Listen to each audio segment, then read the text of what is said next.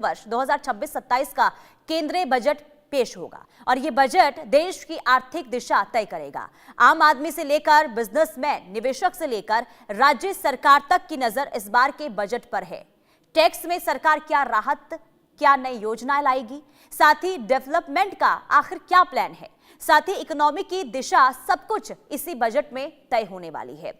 Global economy में अनिश्चितता के बीच ये बजट टैक्स पॉलिसी, सरकारी खर्च और इसके अलावा फिस्कल मैनेजमेंट और डेवलपमेंट की दिशा को कैसे तय करेगा, इसी मुद्दे को लेकर हम बातचीत भी करेंगे और इसके साथ ही ये भी जानेंगे कि आखिर कैसे इस बार का कैसा बजट रहने वाला है। और इसी के साथ ही हमारे साथ सीईओ श्रवण भाटी से खास बातचीत भी करने वाले हैं। और क्योंकि देखिए इस बार के बजट पर सभी की निगाहें इसलिए भी क्योंकि देखिए सबको इस बात का अंदेशा है कि इस बार का भी जब बजट आएगा तो आम आदमी के लिए बहुत कुछ खास रहने वाला है। तो देखिए क्योंकि 1 फरवरी और काफी कम दिन रह गया है और इस बार सरकार का पूर्ण बजट आने वाला है और ये पूर्ण बजट जो है काफी अहम रहने वाला है। अहम इसलिए भी क्योंकि देखिए अब नजरें इस बात को लेकर है क्या आम आदमी के लिए इस बार बजट में खास रहेगा, खास करके जो टैक्स पेयर हैं उनके लिए क्या इस बार भी कुछ बड़ा ऐलान हो सकता है, क्या इस बार भी टैक्स स्लैब में कुछ बदलाव होंगे, इस पर सभी को इंतजार है। इसके अलावा नई योजनाएं, नए विकास प्लान को लेकर आखिर किस तरीके से इस बार बजट में तमाम चीजें रखी गई हैं और इसी पर भी हम आज आगे बातचीत भी करेंगे, समझने और जानने की कोशिश भी करेंगे कि आखिर इस बार का बजट खास क्यों है और आखिर टैक्स में क्या इस बार राहत मिल सकती है। क्योंकि देखिए विकास की बात हो रही है तो विकास को कैसे आगे लेकर जाया जाए और ऐसे में विकास के मद्देनजर, विकास को ध्यान में रखते हुए आखिर इस बार सरकार की ओर से बजट में क्या ऐसी चीजें रह सकती है जिससे आम आदमी को काफी फायदा मिलने वाला है। और देखिए महंगाई की बात होती है तो आम आदमी पर इसका खासा असर पड़ता है। ऐसे में लोगों को इस बात की भी उम्मीद है कि महंगाई में थोड़ी कमी हो जाए। और हमारे साथ सेटेलियो लैब्स के सीईओ श्रवण भाटी जुड़ चुके हैं। बहुत स्वागत है आपका इंडिया न्यूज पर सर। सबसे पहले देखिए श्रवण भाटी जी, क्योंकि जब बजट की बारी आती है, तारीख नजदीक आती है तो आम आदमी को बहुत ज्यादा इससे आशा रहती है कि आखिर क्या आम आदमी के लिए रहने वाला है, तो क्यों है इस बार का बजट खास? देखिए एक बहुत इम्पॉर्टेंट चीज़ है वो ये है कि हम लोग बात कर रहे हैं एक नए युग की, एक नया प्रोस्पेक्टिव लेकर चल रहे हैं हम लोग सब लोग। और यहाँ पर जिस इंडस्ट्री से हम बिलोंग करते हैं which is basically space technology industry, हम सब लोग इस चीज़ के ऊपर काफ़ी आशा लगाए बैठे हैं कि जो गवर्नमेंट ने पिछले 2 साल से 3 साल से और इनफैक्ट फ्रॉम 1 डिकेड एक स्टार्टअप इनिशिएटिव स्टार्ट किया है जो कि सर्टेनली जाता है आम आदमी की तरफ भी। उसके अंदर हमें काफ़ी आशाएं हैं इस बार कि नए बजट के अंदर काफ़ी नई योजनाएं या फिर नए तरीके की अनाउंसमेंट्स हों जो कि हमारे सेक्टर को काफ़ी आगे ले जाने में और मदद कर सके। बिल्कुल। और लेकिन देखिए अगर हम आम आदमी के लिहाज से बात करें श्रवण भाटी जी, क्योंकि आम आदमी को सबसे ज्यादा इंतजार रहता है कि आखिर इस बार टैक्स स्लैब्स में आखिर क्या कोई बदलाव की उम्मीद नजर आ रही है, क्योंकि इससे पहले हमने देखा था बदलाव हुए थे, तो क्या इस बार भी कुछ ऐसा हो सकता है क्या टैक्स स्लैब में? टैक्स स्लैब के अंदर ऑलरेडी गवर्नमेंट ने पिछली बार काफ़ी बदलाव किए थे और हालांकि उम्मीद तो है कि शायद उसके अंदर भी जो पहले के स्लैब्स थे शायद उनको कुछ और ज़्यादा उसमें रिफाइनमेंट की जाए। बट उम्मीद तो है कि शायद कुछ तो नया आएगा।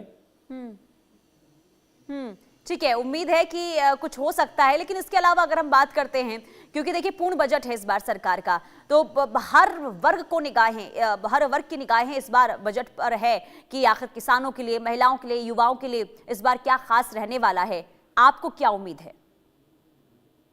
हम जैसे कि मैंने पहले से बोला है कि हम लोगों के लिए जो सबसे इम्पोर्टेंट चीज़ है, स्पेसिफिकली जिस इंडस्ट्री से मैं बिलोंग करता हूँ, हम लोग ये उम्मीद लगाए बैठे हैं कि इस बार के बजट के अंदर कुछ जो टैक्सेस हैं, स्पेसिफिकली जब हम समझते हैं कस्टम टैक्सेस जो कि स्पेस इंडस्ट्रीज की काफ़ी चीज़ों के ऊपर ऑलरेडी लगे हुए हैं, वो शायद कम किए जाएंगे।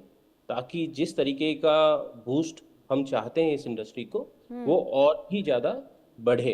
गवर्नमेंट ने काफ़ी योजनाएं पिछली बजट के अंदर रखी थी, 1,000 करोड़ रुपए के अराउंड उन्होंने गवर्नमेंट स्टार्टअप्स को इक्विटी के अंदर देने के लिए एक पूरा का पूरा इक्विटी फंड बनाया था। तो उसी में हम ये समझ रहे हैं, हम ये आशा करते हैं कि उसी सेक्टर के अंदर, ग्रोथ सेक्टर के अंदर गवर्नमेंट और नई चीज़ें लेकर आएंगी। और स्पेसिफिकली जब हम बाहर से किसी तरीके के कुछ स्पेसिफिक इंस्ट्रूमेंट्स मंगा रहे हैं या कुछ ऐसी इम्पॉर्टेंट चीज़ें मंगा रहे हैं, जो मशीन्स मंगा रहे हैं, उसके अंदर हमें काफ़ी आशाएं हैं कि टैक्सेस कम किए जाए ताकि स्पेस सेक्टर के अंदर हम उसका यूज़ करके उसको आगे बढ़ाया जा सके। तो क्या ये भी बताइए श्रवण भाटी जी कि अभी कितना टैक्स लगता है और कितने टैक्स की आप उम्मीद कर रहे हैं, कितना कम होना चाहिए? देखिए, ये डिपेंड करता है कि आप किस स्पेसिफिक सेक्टर की बात कर रहे हैं। और स्पेस टेक्नोलॉजी के अंदर भी फॉर एन एग्जांपल, अगर हम कोई भी पेलोड बना रहे हैं या सैटेलाइट्स बना रहे हैं, उसके अंदर आप स्पेसिफिकली कौन से आइटम को किस पर्टिकुलर देश से इंपोर्ट कर रहे हैं, तो वो डिपेंड करता है उस पर्टिकुलर मशीन के ऊपर, उस पर्टिकुलर कैटेगरी के ऊपर। और ऑब्वियसली जैसे मैंने मेंशन किया है कि ज्योग्राफी बहुत इंपॉर्टेंट है, किस ज्योग्राफी से आप मंगा रहे हैं, तो दैट्स वेरी इंपॉर्टेंट। और इनफैक्ट हम सबकी आशाएं हैं इस बार यूरोप के साथ में जो हमारी फ्री ट्रेड डील के बारे में डिस्कशन चल रहे हैं, उससे भी हमें काफ़ी आशाएं हैं कि इस सेक्टर को आगे बढ़ाने के लिए काफ़ी पुश मिलेगा अगर वो डील 27 से 28 तारीख को, जो हम सब आशाएं कर रहे हैं, क्लोज होती है। और वो हमें बजट में भी दिखाई देगी। और टैक्स के अलावा और क्या उम्मीद है, क्योंकि देखिए इस सेक्टर को कैसे आगे बढ़ाया जाए, आपकी भी उम्मीदें हैं कि कुछ बड़ा ऐलान हो सकता है। टैक्स के अलावा और क्या समझ रहे, क्या हो सकता है इस बार का बजट में खास? एक हमारी सारी पूरी इंडस्ट्री है, उसकी एक सबसे बड़ी उम्मीद ये है कि जिस तरीके से वेस्टर्न वर्ल्ड के अंदर आपके स्पेस स्टार्टअप्स को प्रमोट करने के लिए प्री वर्क ऑर्डर्स रिलीज किए जाते हैं गवर्नमेंट डिपार्टमेंट से। अभी के टाइम पर भी अगर आप देख रहे हैं तो 70 to 80 जो सैटेलाइट इमेजेस हैं वो प्रिक्योर की जा रही हैं बाहर के देशों की कंपनियों के साथ में। अगर प्री ऑर्डर्स हमको मिलते हैं, उससे काफ़ी बूस्ट मिलेगा ऐसी कंपनीज को, ऐसे स्टार्टअप्स को जिनका कि आउटपुट या प्रोडक्ट 18 महीने से 24 महीने के बीच में आने वाला है। और उनको इन्वेस्टमेंट रेज करने के लिए काफ़ी आसानी रहेगी। और एज वेल एज उनको एक वैलिडेशन भी मिलेगा कि जब उनके प्रोडक्ट्स बाहर सामने आएंगे तो उनके खरीदार पहले से अवेलेबल रहेंगे। ये वेस्टर्न वर्ल्ड में काफ़ी पॉपुलर है, जहाँ पर कि यूएसए में पहले से ही वर्क ऑर्डर्स मिल जाते हैं स्टार्टअप्स को जब तक कि वो प्रोडक्ट लेकर आते हैं। बट ये बूस्ट बहुत इंपॉर्टेंट है। हम भी सोच रहे हैं, हमने भी काफ़ी अलग अलग प्लेटफॉर्म पर इस बात के लिए गवर्नमेंट से आग्रह किया है कि अगर इस तरीके का प्रोस्पेक्टिव लेकर आते हैं, एक R&D बजट सेट करते हैं हर एक डिपार्टमेंट के लिए, तो जिस बूस्ट को हम सब लोग पुश करने की कोशिश कर रहे हैं वो काफ़ी अच्छे तरीके से आगे बढ़ सकता है अगर इस तरीके की कोई योजना बनाई जाती है। ठीक है, लेकिन क्या किसी भी तरीके से, क्योंकि बजट से पहले जब बजट तैयार होता है उससे पहले सब हर सेक्टर से राय भी ली जाती है, तो क्या अब आप लोगों से, यानी कि आपके सेक्टर से भी किसी तरीके से राय ली गई हो? एब्सोल्युटली। सो अलग प्लेटफॉर्म से हमारे पास में इस तरीके की इंफॉर्मेशंस आई थी, जहाँ जहाँ सेक्टर्स पे, जिस प्लेटफॉर्म पे हम लोग ऑलरेडी रजिस्टर्ड है इनफैक्ट गवर्नमेंट से भी, कि हम लोगों की तरफ से क्या आग्रह है, क्या हम चाहते हैं गवर्नमेंट से। तो उस तरीके से सेम मतलब प्रोस्पेक्टिव पे हम लोगों ने और हमारे जैसे और डीप टेक इन स्टार्टअप्स ने भी गवर्नमेंट से आग्रह किया है। हम we are very confident that कि गवर्नमेंट तक वो बात पहुंची है और गवर्नमेंट उस पर कोई एक्शन जरूर लेगी। ठीक है, लेकिन उससे पहले, यानी कि इससे पिछली बार की अगर हम बजट की बात करते हैं तो उसमें अब क्या आपके सेक्टर के लिए जो भी चीजें अब की जो घोषणा हुई थी, क्या उससे आप लोग संतुष्ट थे? और अब क्योंकि पिछली बार को देखते हुए अब क्या उम्मीद है, क्या बड़े स्तर पर, क्योंकि जो आपने कहा कि राय ली गई है, विचार विमर्श हुआ है, तो उसको देखते हुए अब आगे क्या उम्मीद आपको नजर आ रही है? देखिए, एक चीज़ हमें समझनी पड़ेगी, जब हम बात करते हैं स्पेसिफिकली स्पेस सेक्टर के बारे में, 2014 में 2014 में सिर्फ एक स्पेस स्टार्टअप था या स्पेस कंपनी। आज के टाइम पे 300 से ज़्यादा स्पेस कंपनीज हैं।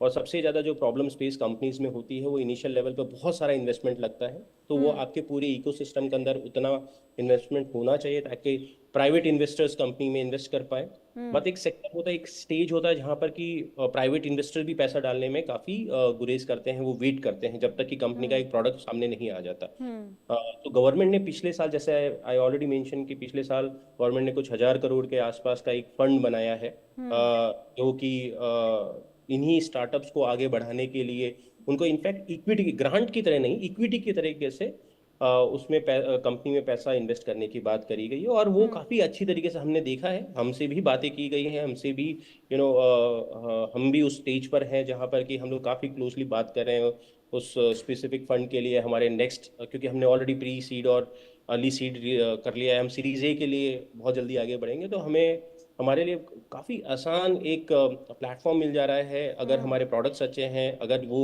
हमारे डिफेंस सेक्टर के लिए, इंडिजिनियस सॉल्यूशंस के लिए यूजफुल है, global, from India to global solutions के लिए बिल्कुल फिट बैठते हैं, तो हमने हमने ये देखा है कि गवर्नमेंट उसके जो फंड्स हैं उसमें काफ़ी ठीक है। ओपन तरीके से इवेलुएट कर रही है, which is very good for us, and we feel that कि ठीक नेक्स्ट है। ये जो बजट है उसमें भी उसको उसी पेस को आगे ले जाया जाए। ठीक है, अब चलिए, जो उम्मीद है अब देखना यही होगा कि क्या उन उम्मीदों पर इस बार का बजट खरा उतर पाता है या फिर नहीं। बहुत शुक्रिया तमाम जुड़ने के लिए और बातें रखने के लिए। बहरहाल आगे बढ़ेंगे और आज की टॉप 25 खबरों पर एक नजर डालेंगे।